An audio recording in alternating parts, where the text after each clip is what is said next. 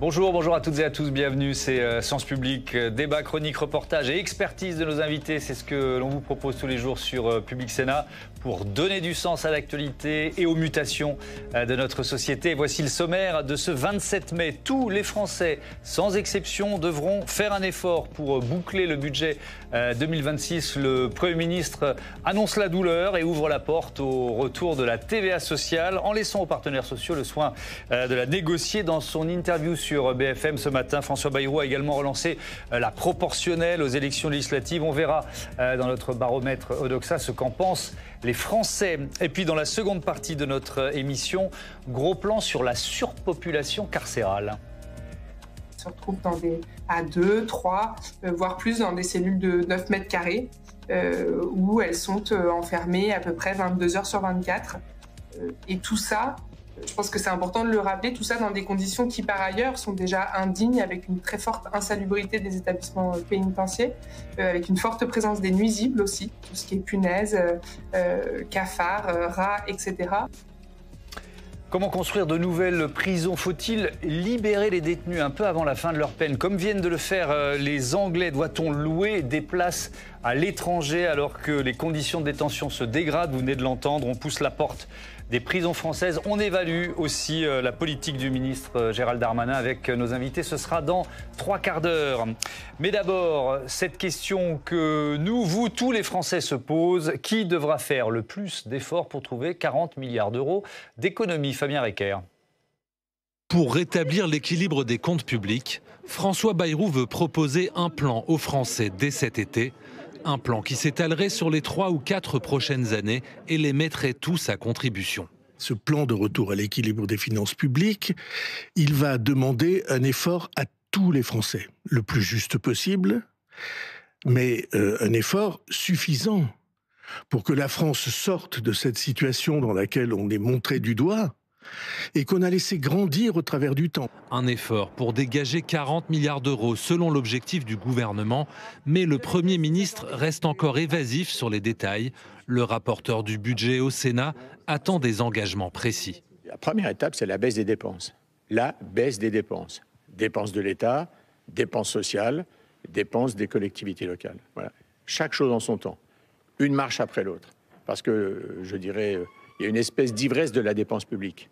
Et les Français n'en peuvent plus. Parmi les pistes de réforme qui sont sur la table, l'instauration d'une TVA sociale, car le financement de notre modèle social reposerait trop sur le travail, affirme François Bayrou, qui invite les partenaires sociaux à se saisir du sujet. La gauche dénonce une mesure inefficace et injuste socialement. On sait que ça touche plus les gens qui ont des petits revenus, parce que c'est important, la TVA pèse davantage sur les gens qui ont des petits revenus et qui consomment, que sur les grands revenus. Les annonces du Premier ministre interviennent au lendemain de la publication d'un rapport alarmiste de la Cour des comptes qui décrit une situation de nos comptes sociaux devenus hors de contrôle. Et pour boucler ce budget 2026, François Bayrou est-il l'homme de la situation? On en débat tout de suite avec Gaël Slimane. Bonsoir, bienvenue. Bonsoir, vous êtes Thomas. le président cofondateur d'Odoxa. On va découvrir certaines des leçons de notre baromètre mensuel. Valérie Lecable, bonsoir et bienvenue. Vous êtes éditorialiste politique pour le site lejournal.info. Mathieu Souquier, bonsoir et bienvenue. Bonsoir. Essayiste, consultant, vous avez contribué à cet ouvrage collectif La France à 20h ou l'heure d'être ensemble, paru aux éditions de l'Aube, et Sophie Dravinel, éditorialiste Bonsoir, politique. Thomas. Bonsoir Sophie, bienvenue à vous. Vous savez ce qui se passe le 6 juin? Ouais, changement de chaîne. Ah, on passe sur le canal 8. Je voulais savoir si vous suiviez un peu les choses importantes quand même. Bon, pour nous, c'est hyper important. Et donc, je le redis à nos fidèles téléspectatrices et téléspectateurs, le 6 juin, on sera sur le canal 8 de la TNT. Bon, allez, on revient à la situation politique et donc à ces efforts que François Bayrou demande aux Français. Gaël Slimane, je pense qu'on est tous, enfin les Français sont conscients de la situation économique du pays, mais à qui demande des efforts prioritairement? À l'État, aux très riches? Qu'est-ce qui ressort de vos études? C'est très simple. Les Français sont, parfaitement conscients de la situation, sont de plus en plus nombreux à estimer que la réduction de la dette et des déficits est un enjeu capital. Et ce qui est plus compliqué, c'est qu'à chaque fois qu'on fait des sondages, notamment dans le cadre de nos baromètres économiques pour mesurer qui doit payer, c'est pas très compliqué, c'est ma voisine. ou mon voisin, mais surtout pas moi. Et en l'occurrence, les catégories les plus ciblées sont les Français, par l'opinion, sont les Français les plus aisés. Et pour rebondir par rapport à au sujet qu'on vient de voir sur ce qu'a annoncé François Bayrou, on est à peu près sur l'un des domaines les plus impopulaires qui soit, avec cette idée de la TVA sociale.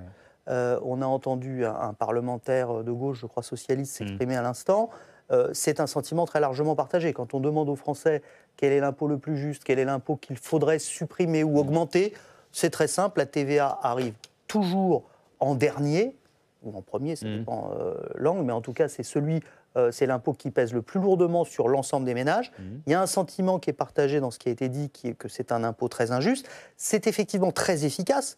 On appelle ça TVA sociale parce que finalement, c'est un moyen de préserver, d'augmenter justement ce type d'impôt, qui est celui qui rapporte le plus à l'État, pour préserver l'emploi dans le pays. Sauf qu'à chaque fois que ça a été envisagé par les différents gouvernements qui ont avancé des pions à ce sujet, on a assisté à des véritables levées de boucliers dans l'opinion. L'impôt sur le revenu, qui rapporte moins, qui concerne moins de gens, évidemment, est un impôt finalement qui passe mieux, qui est plus populaire. On reparlera peut-être dans un instant du niveau de popularité actuel de François Bayrou. Bien sûr, on va le détailler. Mais c'est très compliqué de porter une mesure impopulaire en imaginant que ce soit la meilleure des mesures possibles. Admettons. Voilà. Oui, mais avec une popularité aussi faible. Avec une popularité aussi faible, parce qu'on s'expose à de graves sanctions dans la rue. Oui, et c'est pour ça qu'on a posé cette question, est-il l'homme de la situation? L'avantage de la TVA sociale, quand même, Valérie Lecap, c'est que ça rentre vite dans les caisses. La TVA, c'est 250 milliards d'euros. C'est-à-dire que c'est beaucoup, beaucoup d'argent. C'est de loin la plus grosse récolte de l'État. Vous savez qu'il y a 3 taux, 5, 10 et 20%. Les 5%, c'est pour les produits de première nécessité. Donc vous avez raison, ça touche les plus pauvres. Mais si j'ai bien compris de quoi il s'agit, l'idée, c'est qu'en contrepartie, un point de TVA, si vous touchez tout le monde, c'est 9 milliards d'euros. Voilà. Si vous enlevez les 5% de produits de première nécessité, pour être plus juste, c'est 7 milliards d'euros. Mais c'est quand même de l'argent d'un seul coup. Mais l'intérêt, si j'ai compris le film, c'est de réduire de façon concomitante les cotisations sociales, parce qu'il n'arrête pas de dire le modèle social pèse trop sur le travail, on ne peut pas continuer comme ça. On a entendu le chef de l'État dire ça l'autre jour, il le dit aussi. Disait sur TF1. Et donc, ça serait accompagné, normalement, si c'est bien fait, d'une baisse. Alors, l'équivalent de la hausse de la TVA, si c'est 1 point, parce que ça serait 1 point, eh bien, c'est de réduire de 0,6 à 0,7% les cotisations sociales des salariés. Et là, on a un peu plus de cohérence parce qu'on redonne du pouvoir d'achat, en fait. On réduit Ce qu'on prend d'un côté, on le redonne de l'autre. Exactement. Ce qu'on prend d'un côté, on le redonne de l'autre. Et du coup, il y a une stratégie, quand même. L'idée, c'est de dire, ça pèse trop sur les actifs et on transfère à tout le monde. Après, la limite, moi, je trouve, et qui ne figure pas dans votre sujet, c'est que c'est un impôt, c'est pas une réduction de dépenses. Donc, il va falloir aussi trouver des réductions de dépenses sur lesquelles il y a aussi plusieurs pistes dont on peut parler. C'est pour ça qu'on entendait tout de suite les sénateurs LR dire la priorité, c'est la réduction, des dépenses. Et puis alors, c'est concomitant, Mathieu Souquier, avec les annonces de la Cour des comptes sur la dérive des dépenses sociales, et notamment de la sécurité sociale. Finances hors de contrôle sont les termes employés par la Cour des comptes. Bon, voilà, il y a une coïncidence de calendrier qui tombe bien, on peut dire ça comme ça. En tout cas, au moment où il faut serrer le frein comme jamais, le pouvoir est précisément faible comme jamais. Et c'est tout le problème, ce qu'on disait à l'instant, en fait. Pour obtenir des efforts, pour imposer des efforts, il faut être fort soi-même. Or, il se trouve que François Bayrou ne dispose d'aucun crédit, ni dans l'opinion, ni au sein des forces politiques. Donc on ne voit pas très bien quelle est l'équation de sortie. J'y ajoute une dimension pour rebondir sur ce que disait Gaël, sur les mesures qui peuvent paraître justes ou pas à l'opinion publique. Une mesure serait juste dès lors qu'elle irait taper au portefeuille les plus aisés et les plus âgés. Or, il se trouve, et les retraités. Or, il se trouve que les plus aisés et les plus âgés sont précisément ceux qui constituent le corps électoral de la majorité présidentielle devenue minorité présidentielle et qui sont les seuls ou à peu près qui votent dans ce pays. Donc on voit bien que l'équation budgétaire est très complexe parce que l'équation politique est elle-même très complexe. Et avec, effectivement, puisqu'on parle de la capacité de François Bayrou à à convaincre. On va commencer à plonger un peu dans les résultats de notre baromètre. C'est vrai que plonger, ça va pas mal à la description de la popularité, de François Bayrou. Ou de son impopularité. Il baisse encore, c'est ça? Alors, il baisse encore, mais jusqu'où s'arrêtera-t-il, si je puis dire? On est à moins 3 points de popularité ce mois-ci, moins 10 points depuis le mois de janvier. Il était déjà le Premier ministre le plus impopulaire depuis que nous effectuons des mesures, donc sur plus d'une dizaine d'années, 11 ans de mesures, on n'avait jamais vu un Premier ministre aussi impopulaire avant la baisse de ce mois-ci. Et quand on compare avec les baromètres de popularité de certains confrères qui ont des baromètres plus anciens, qui remontent aux années 60, 70, on peut se dire que même Édith Cresson, qui avait culminé ou qui avait plongé à des records d'impopularité, n'était pas aussi impopulaire que lui. Le changement ce mois-ci, c'est qu'on a une baisse un peu partout, mais on a une bascule auprès des sympathisants de sa majorité. C'est-à-dire que les sympathisants Renaissance, ça veut dire qu'il est minoritaire. Il est minoritaire chez eux. Même chez les sympathisants. Ils étaient près de 6 sur 10 à dire encore avoir une bonne opinion de lui le mois dernier. Aujourd'hui, ils sont symboliquement une majorité de 52% à dire qu'ils ont une mauvaise opinion de lui en tant que Premier ministre. Évidemment, il s'était pas encore attelé à ces sujets hautement inflammables et polémiques qu'on évoque là, de la TVA sociale, mais il y avait eu tous les rebonds sur l'affaire Betaram, avec les auditions, avec une communication qui avait été perçue comme mauvaise, voire catastrophique. Et donc, il avait déjà touché l'os ou était dans le dur sur ces sujets annexes aux sujets prioritaires pour les Français. Là, on va rentrer dans ce qui est vraiment prioritaire pour les Français. Il y a un élément dont on se parlera peut-être qui peut l'aider dans ce qui va se passer dans les semaines à venir, c'est tous les débats autour de la proportionnelle. On y vient juste après. On y viendra juste après. Ça peut l'aider, ça peut être une bouée. Mais pour le moment, c'est assez terrible. Est-ce que ça veut dire, je vous posais un peu la même question aux uns et aux autres, est-ce que ça veut dire que François Bayrou est condamné à une forme d'immobilisme, Valérie Lecable? C'est un drôle de mélange, ce François Bayrou, en fait, parce que c'est vrai qu'il a été canardé sur Betaram et que ça l'a complètement scotché dans son action pendant des semaines et qu'il a été contraint quand même, étant donné la violence des attaques contre lui de la commission parlementaire, d'attaquer assez fort pendant cette histoire d'audition. Il a passé des heures et des heures et des heures à préparer cette audition qui était vraiment sur laquelle il était concentré. Et on sent que maintenant, enfin, il commence à s'occuper du reste. Vous pensez que la page est tournée? Pardon? Vous pensez que la page est tournée, la page Betaram, Moi, François Bayrou? Je pense. J'espère, en tout cas. Et en tout cas, parce que ça va, quoi, en fait. Enfin, concernant Bayrou, pas Betaram. Hein. Oui, on a bien compris. Concernant ce que François Bayrou savait, a-t-il tu ce qu'il savait? Devait-il jouer de l'article 40 pour dénoncer ce qui existait? Bon, ok, c'est votre point de vue. On en a déjà débattu hier. On va pas ouvrir ce débat. Donc, si vous voulez, aujourd'hui, on a l'impression qu'enfin, il va rentrer dans le dur. Alors, il nous promet, pour avant le 14 juillet, j'ai regardé parce que la date du 11 juillet tourne.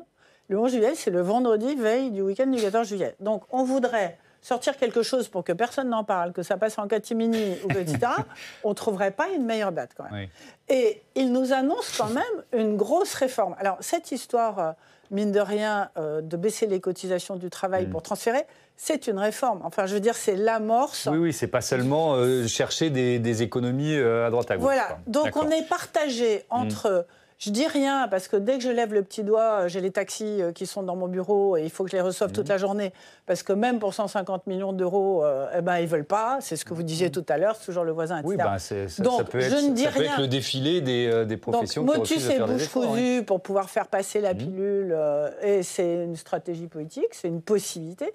Et l'immobilisme. Et puis il y a la troisième solution. Qui est celle qu'il a un peu avouée ce matin dans une interview sur l'autre sujet qui concernait Gérald Darmanin. C'est-à-dire que quand Gérald Darmanin annonce Cayenne, il dit non, j'étais pas au courant. C'est le thème de notre seconde partie, donc ça m'offre un teaser merveilleux. Effectivement, Gérald Darmanin qui annonce l'ouverture, j'allais dire d'un bagne, forcément c'est le mot qui nous vient en tête quand Cayenne a été cité, a été cité dans la phrase, une prison haute sécurité, sauf que ça a provoqué la colère du chef de l'État lors du Conseil de défense et un François Bayrou, effectivement, ce qui ce matin dit j'étais pas au courant, mais c'est très bien, on va fonctionner comme ça, que les ministres travaillent, et puis après on verra si j'entérine ou pas. Oui. Alors, moi, c'est étonnant étonnant en tout cas. Vous dites affligeant, en tout cas c'est étonnant. C'est-à-dire qu'on peut regretter le caporalisme de certains premiers ministres ou présidents vis-à-vis des ministres qui devaient envoyer toutes leurs interviews à l'Élysée ou à Matignon pour relecture. Mais alors là c'est l'inverse. Non, mais en fait, c'est le happening. Chacun fait ce qu'il veut. On a le sentiment un peu qu'on est sur la route de 2027 quand même, que François Bayrou ne pouvait difficilement faire autrement que Michel Barnier, qui était déjà pieds et poings liés, que c'est évident qu'avec cette absence de majorité à l'Assemblée, ça ne peut pas continuer, sauf que là, ça tente de durer et qu'on voit bien qu'on arrive au bout de l'exercice. Et que là, il va y avoir un moment, parce qu'on arrive au moment où la dissolution est possible, où tous les Français vont de nouveau se poser la question de savoir comment on va faire, qu'est-ce qui va se passer. Et c'est ça, parce que vous parliez de Betterham, en disant qu'à juste titre, ce dossier avait été, à juste titre, à mon avis, avait été utilisé politiquement pour le faire tomber, pour le faire glisser, pour dégager, etc. Aussi bien d'ailleurs de la Macronie, parce que ce n'était pas le choix d'Emmanuel Macron d'avoir François Bayrou comme Premier ministre, il faut le rappeler, que des forces de gauche qui effectivement voulaient le faire tomber. Mais pour moi, Betterham n'est pas... D'extrême gauche. Mais oui, enfin l'extrême gauche, je ne sais pas ce que c'est, mais de fait... oui, parce qu'ils ont des intérêts communs, et on en parlera au moment de la proportionnelle. Mais de fait, il est coincé. Et donc là, on est face à un mur et on ne pourra pas aller jusqu'à la présidentielle. Je termine juste d'une phrase. Ensuite, Mathieu. Je termine d'une phrase. Il y a la ministre du Budget, c'est Amélie de Montchalin. Oui. Donc, il y a des idées qui circulent. On parle d'un gel budgétaire, par exemple. Vous savez, donc ça veut dire qu'on n'augmente pas, pas, par exemple, les, je dis salaire, c'est pas le mot exact des fonctionnaires. On arrête les compteurs, un gel, en fait. Quoi, voilà. Il a dit une phrase intéressante ce matin. Il a dit « On ne peut pas, dans ce pays, dépenser davantage que la croissance ». La croissance attendue en 2025, elle est de 0,6%. La dérive naturelle du budget tous les ans, c'est entre 15 et 25 milliards d'euros. Tous les ans, c'est comme ça. Avant de démarrer l'année, on sait que celui d'après, il va coûter de 15 à 25 milliards.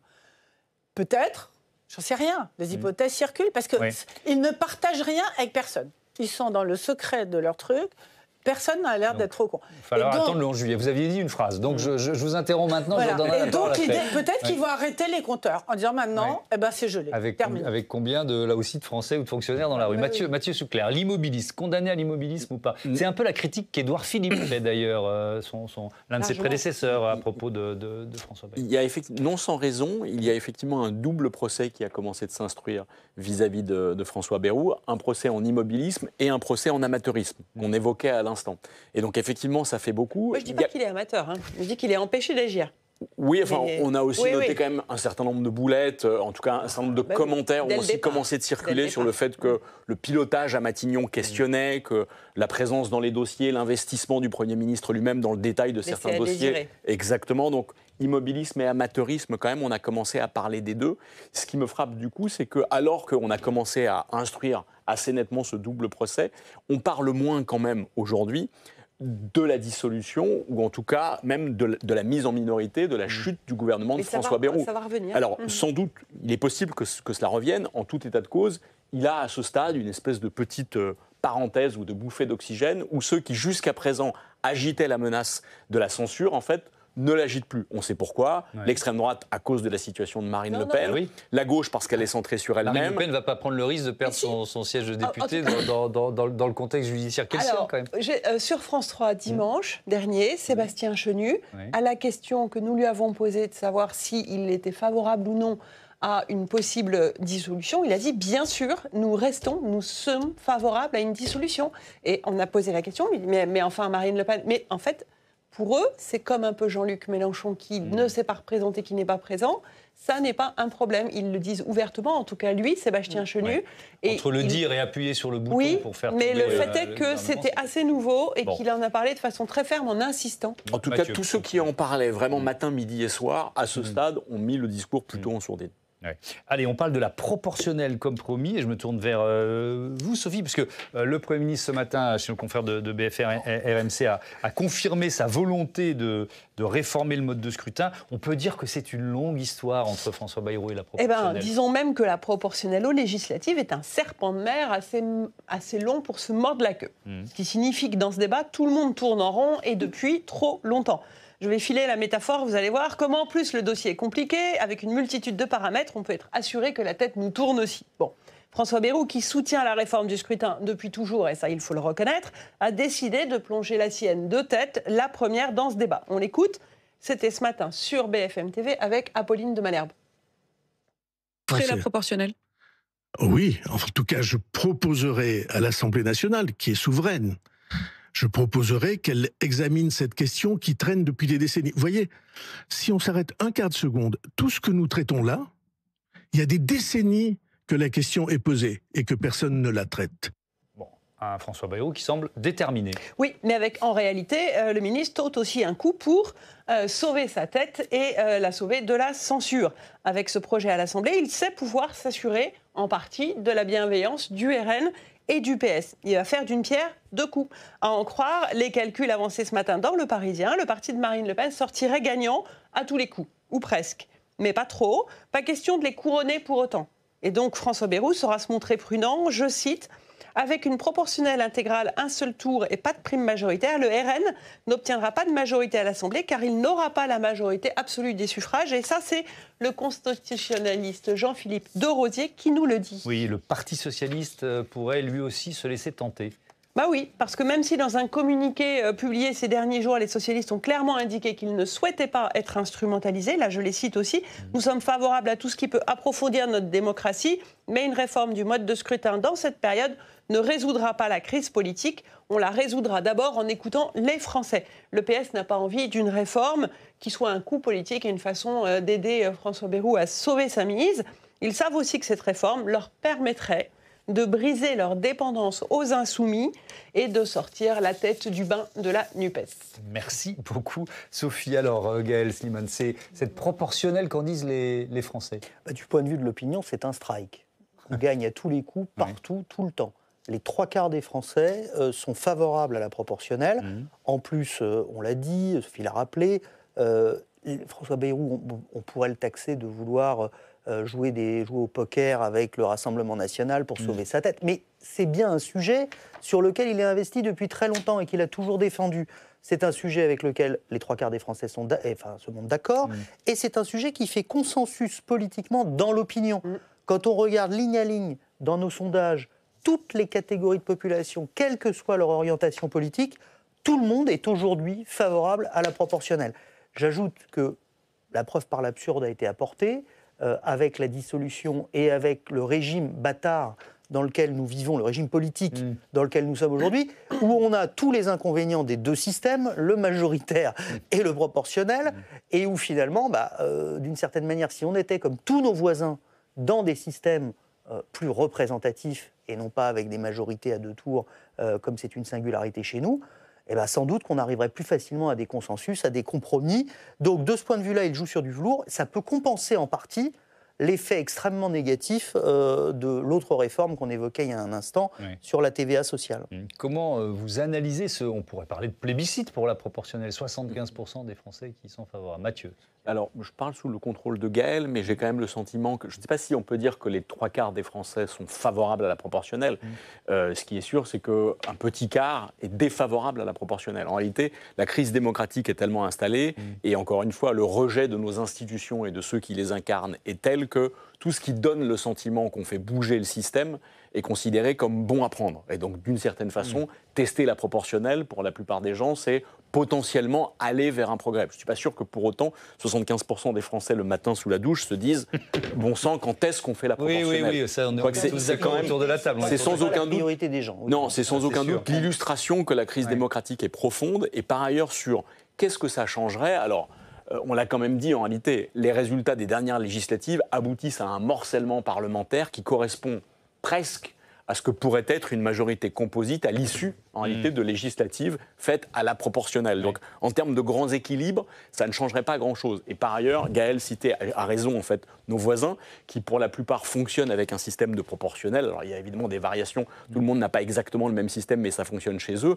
Et nous n'avons pas le monopole de la crise démocratique. Donc, imaginez que parce que, comme les autres, nous basculerions dans un système proportionnel, en Italie, en Allemagne, ailleurs, la crise démocratique est bel et bien là. Et la proportionnelle n'a rien résolu, ou en tout cas pas tout. Donc voilà, sur les conséquences à attendre, il faut à mon avis être prudent. Si je peux me permettre, sur la proportionnelle, il y a 1000 proportionnels et 1000 façons. Et c'est ça qui peut avoir des conséquences. Justement, sans prime majoritaire. Alors oui, parce que la prime majoritaire, ça veut dire que le parti qui arrive en tête obtient une prime. Et donc le RN aurait pu être... Mais ce que je trouve intéressant, c'est que ça change quand même fondamentalement la vie politique française. On a été habitué sous la Ve République, jusqu'à la dissolution, vous avez tout à fait raison, à un chef. C'est-à-dire qu'il y a un chef, une incarnation forte, ce président de la République, on en parle déjà 3 ans avant, ça va être qui incarne, qui machin, etc. Et ça, c'était le parti majoritaire, c'était le chef qui allait gagner et qui allait tout emporter. Et en fait, depuis cet affaiblissement qu'on constate avec cette dissolution complètement ratée, c'est qu'il y a un gros affaiblissement de la vie politique française et qu'il n'y a plus d'incarnation extrêmement forte.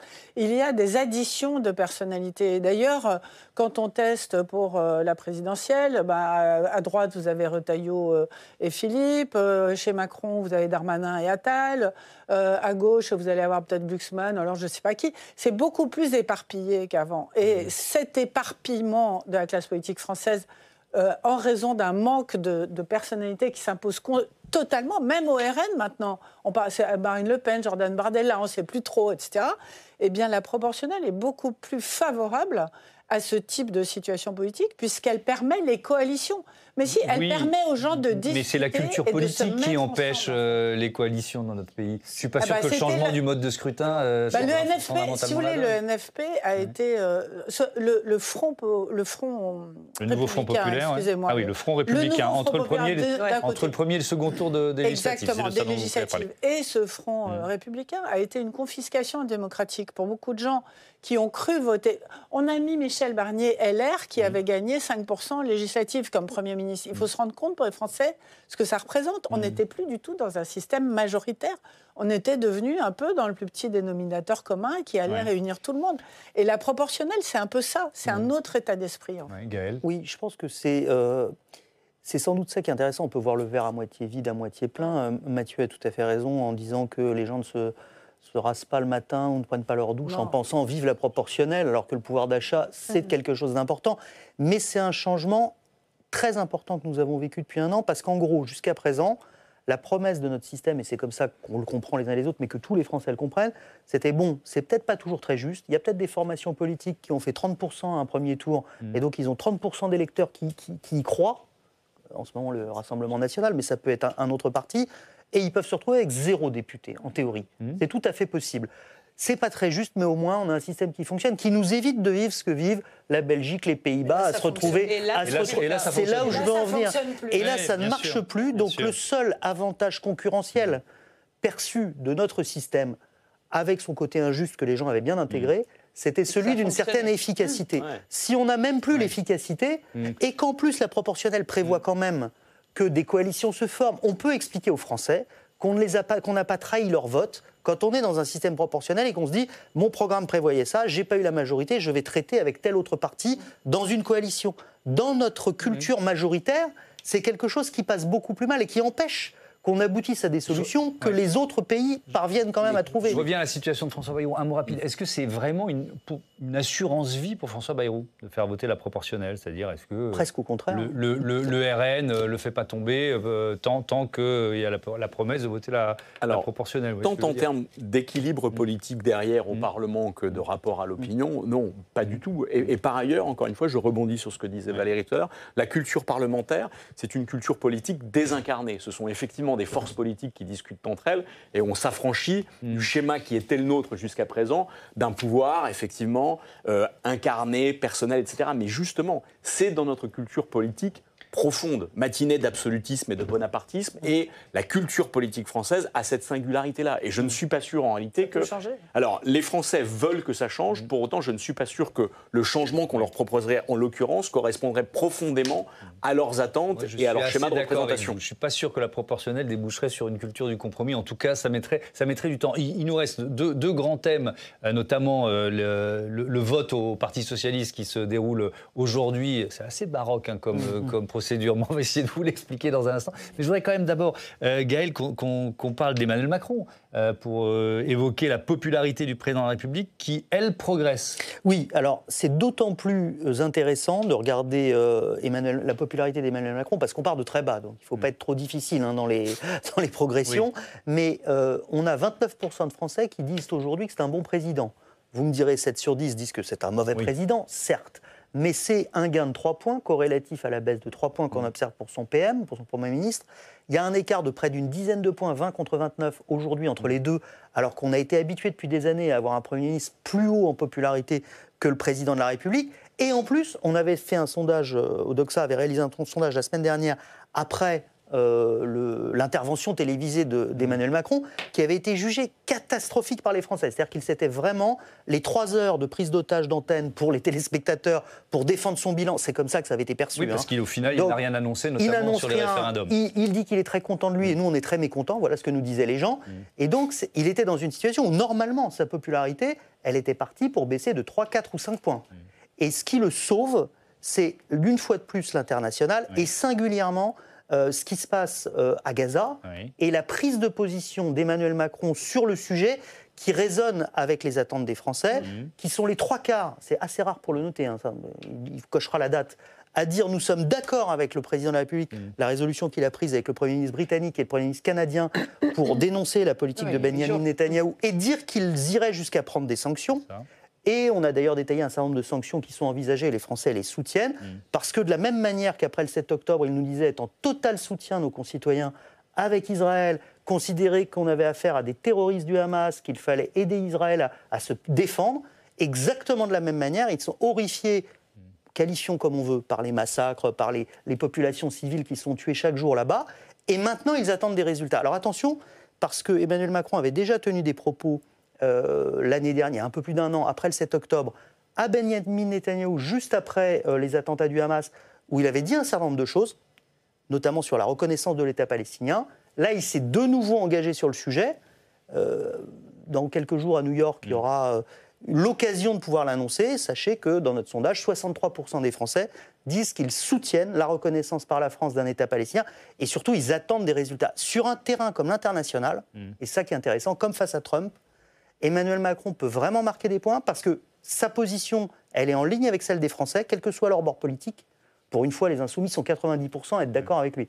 Donc, vous avez une ligne politique qui colle à celle des Français, et en plus, il est jugé légitime pour se préoccuper d'international, alors que sur les sujets domestiques, les Français ne l'attendent plus trop. Et c'était l'erreur de sa conférence, de l'émission sur TF1. On ouvre donc ce chapitre consacré à la gauche avec d'abord la bataille pour le poste de premier secrétaire du Parti Socialiste. Ça débute aujourd'hui. On en parle avec Steve Jourdain qui nous rejoint sur le plateau de Sens Public. Bonsoir Steve. Bonsoir Thomas. Bienvenue. Merci. Un sacré défi. Oui. Cette procédure est un peu ésotérique. Oui, il faut avoir un master en Parti Socialiste pour y piger quelque chose. En tout cas, pour saisir toutes les nuances de ce congrès 81e du genre.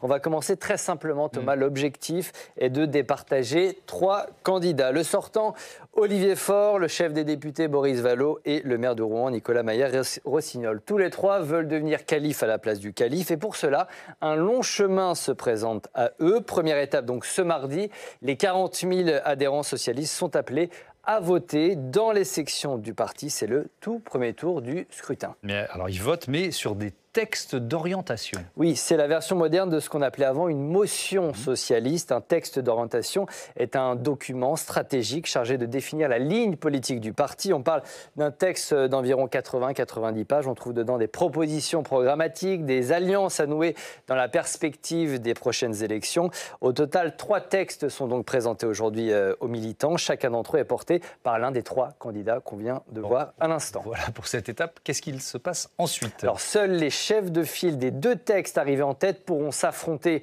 lors du 2e tour. C'est un peu la finale de la Ligue des Champions. Le match entre 2 candidats pour désigner le futur premier secrétaire. L'élection aura formellement lieu le 5 juin. Le vote se déroule là aussi à l'intérieur même des sections. La règle, elle est très simple. Celui des 2 prétendants qui reçoit le plus de suffrages remporte la mise. Ça devrait s'arrêter là. Non. Non, ça ne s'arrête pas là. Les socialistes ont ensuite rendez-vous pour un grand congrès à Nancy. Il aura lieu du 13 au 15 juin. Et puis, dans la foulée, Thomas, les socialistes désigneront les patrons de fédés, ce qu'on appelle les premiers fédéraux de chaque département. Cette élection aura lieu entre le 19 et le 27 juin. Voilà, Thomas, ce qui doit se passer en théorie, mais un fantôme plane sur cette élection, celui des accusations de triche. Elles avaient parasité, vous en souvenez peut-être, le dernier congrès à Marseille, et depuis, aucune nouvelle mesure n'a été adoptée pour empêcher les magouilles. Le congrès des socialistes pourra peut-être s'étendre encore pendant de longues semaines, pendant de longs mois. Merci Steve. Bon, Ligue des Champions, peut-être Ligue Europa. Ça, je vous laisse mettre de vos propos. J'assume. Parce que 40 000 adhérents, Valérie Lecable, alors que c'est facile de faire le comparatif avec les... C'est même pas un grand stade. C'est facile de comparer avec les LR qui étaient 120 000 à voter. Donc c'est quand même un peu, moi ce que je retiens, c'est un constat de faiblesse pour le Parti socialiste. Alors 40 000 adhérents, c'est le score le pire depuis 1945. Il faut rappeler qu'en 2018, ils étaient 98 000 et que... Avant, ils étaient encore plus nombreux du temps de Mitterrand et dépassaient les 100 000 adhérents. C'est dire si le Parti socialiste est en quête de renouveau aujourd'hui, de rebondir, d'essayer de repartir, de sortir, comme vous l'avez dit tout à l'heure, de cette alliance empoisonnante avec LFI qui était une alliance électorale, et pourquoi ils sont favorables à la proportionnelle pour essayer de prendre leur indépendance. Donc par rapport aux 3 personnes qui ont été présentées, Olivier Faure, il est en tête, mais ce n'est pas sûr qu'il arrive en tête ce soir. Ce soir, c'est le vote qui va donner le pourcentage de chacun. C'est la première fois qu'on aura le pourcentage de chacun. Alors, on aura les résultats demain, a priori. Cette nuit. À partir de 23h. Ils ont toujours des résultats dans la nuit, les socialistes. Mais oui, mais parce qu'ils n'ont pas de vote électronique, il faut qu'ils dépouillent tout. Et ça ferme à 22h. Le temps de discuter. Allez, demain matin, on en sera sûr. Exactement. Donc, l'enjeu aujourd'hui, déjà, c'est qui arrive en tête de Nicolas Meyer-Rossignol, qui a rallié tous les opposants, qui a fusionné tous les opposants à Olivier Faure, et qui espère bien le renverser cette fois-ci, ce qu'il avait échoué à faire au Congrès de Marseille. De peu, ça avait été serré. C'était très serré. Mais il y a un 3e larron qui s'est invité dans la course, qui est Boris Vallaud, et qui va détenir les clés, alors pas du scrutin de ce soir, parce que disons, s'il est aux alentours de 15%, je prends des risques, je ne sais pas, mais, et que les 2 autres sont à 40 quelque chose, Boris Vallaud... Il va monnayer son soutien. Les militants... Alors, il ne peut pas se présenter pour être premier secrétaire, comme Steve vous l'a très bien dit, mais personne ne pense qu'il donnera un soutien, on verra, peut-être en donnera-t-il, mais il a piqué le plus de militants à Olivier Faure. Donc, ce qui va compter, c'est quelle sera la répartition lors du vote du premier secrétaire des militants de Boris Vallaud et pour qui ils vont voter. Donc, on estime qu'il faut un écart d'environ 7% entre Nicolas Meyer-Rossignol et Olivier Faure. On a trouvé quelqu'un qui a un master en parti socialiste, c'est Valérie Lecable. Il faut qu'il soit largement en tête, d'environ 7%, pour avoir la certitude d'être élu premier secrétaire le 5 juin. Alors, j'ai été volontairement vanneur en parlant de Ligue Europa, mais on peut aussi positiver, Mathieu Souquier, sur le fait de ne pas voter tout de suite pour des hommes, mais d'abord pour des lignes, pour un contenu. C'est pas si absurde. J'allais faire précisément ce parallèle avec l'actualité des LR qu'on a connu ces dernières semaines. La campagne se jouait chez les Républicains sur une affaire de casting. Il n'y avait pas de ligne stratégique différente ou même politique différente entre Bruno Retailleau et Laurent Wauquiez. Une identité s'est vaguement affirmée pendant la campagne, mais c'était assez artificiel et ça tenait précisément au besoin de se singulariser. Là, précisément, quand même si beaucoup moins de votants sont appelés à voter que chez les LR, en réalité, il y a un vrai enjeu stratégique. C'est-à-dire que les 3 motions ne portent pas la même ligne stratégique et derrière, il y a la question de la logique unitaire, la question de l'union des gauches et la question de savoir si on peut discuter avec tout ou partie de la gauche dans la perspective de 2027. Et là, pour le coup, une vraie différence. Il y a un vrai enjeu. Là, pour le coup, il y a un vrai enjeu. Donc, c'est quelque chose, c'est une actualité politique à laquelle il y a un intérêt à s'intéresser. Oui. On va regarder le palmarès de l'adhésion que vous proposez dans le baromètre Odoxa. C'est toujours Édouard Philippe qui est en tête devant le binôme RN Bardella-Le Pen. Ensuite, on a un Gabriel Attal, Bruno Retailleau qui continue de grimper avec 2 points. Et Gérald Darmanin, la première personnalité de gauche, elle vient où? Elle arrive quand? Elle vient loin, mais surtout, je voulais rebondir sur les 3 hommes. On teste habituellement Olivier Faure dans notre palmarès. On ne peut pas tester toutes les personnalités politiques, on en teste déjà 25 ou 30. Et donc, on ne testait pas Boris Vallaud, on ne testait pas Nicolas Meyer-Rossignol. On les a testés cette fois-ci. Oui, c'est l'occasion. Pour avoir un point de départ, c'est l'occasion. Il y a quand même une différence sur l'opinion et l'effet de la victoire de l'un ou l'autre. C'est que Olivier Faure, il est scotché tout en bas du classement depuis 7 ans, 8 ans, depuis qu'il est en charge et qu'il aurait dû ou pu prendre la lumière. Donc on a à peu près autant de gens qui ne s'expriment pas sur Boris Vallaud, Nicolas Meyer-Rossignol et Olivier Faure, presque autant. Enfin, ils sont un peu plus nombreux sur les deux derniers, mais ce n'est pas pour les mêmes raisons. Dans le cas de Boris Vallaud ou Meyer-Rossignol, c'est parce qu'ils ne les connaissent pas du tout. Dans le cas d'Olivier Faure, c'est parce qu'il n'a pas réussi à imprimer et qu'ils n'ont rien à dire à son sujet. Ce qui signifie qu'on peut imaginer que si c'était Olivier Faure qui venait à l'emporter, il n'y aurait pas d'effet de blast, d'effet qu'on a pu voir à LR pour Bruno Retailleau, qui a accéléré encore sa progression dans l'opinion et auprès des sympathisants LR. Il n'y aurait pas cet effet-là, il n'y aurait pas cet effet de souffle qu'ils pourraient espérer l'un ou l'autre, Boris Vallaud ou Meyer-Rossignol. Enfin, ils n'ont pas une personnalité nationale. Non, mais je ne me positionne pas là-dessus. Je dis juste, vous avez des gens... Vous savez, quand on testait Bruno Retailleau dans nos sondages, qui étaient déjà connus des experts, des journalistes, en disant « Ah, il y a un poids lourd qui vient de rentrer dans le gouvernement ». Vous m'aviez même posé la question à l'époque, c'est Bruno Retailleau. Moi, je vous disais « Non, mais j'ai beau regarder avec des grosses lunettes les chiffres dans l'opinion, ils n'existent pas ».